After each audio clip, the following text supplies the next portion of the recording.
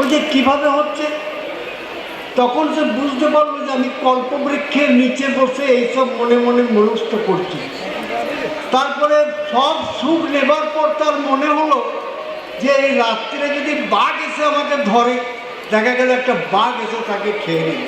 তা সেই কল্পতরুর যেমন সম্পদও আছে বিপদও আছে, কিন্তু আমাদের ঠাকুর মহারাজের যে কল্পতরু তাতে একমাত্র আমাদের শুধু সমৃদ্ধশালী করে। কল্পতরু সাধারণত পার্থিব এবং আধ্যাত্মিক জগতের কল্পতরু, সেখানে আধ্যাত্মিক পিপাসার মীমাংসা হয়, আর বাস্তব যেটা সেগুলো আমাদের যা কিছু চাহিদা সেগুলো মিটে যায়। দেখুন, আমাদের যে বশিষ্ঠদেব আর বিশ্বমিত্র, তখন বিশ্বমিত্র রাজা আর বশিষ্ঠদেবের, আমি খুব শর্টকাটে বলছি, বশিষ্ঠদেবের আশ্রমে একদিন কয়েক হাজার সৈন্য নিয়ে গেছেন। বশিষ্ঠদেব সঙ্গে সঙ্গে কামধেনুকে বললেন যে এদের সব অ্যারেঞ্জমেন্ট করে দাও।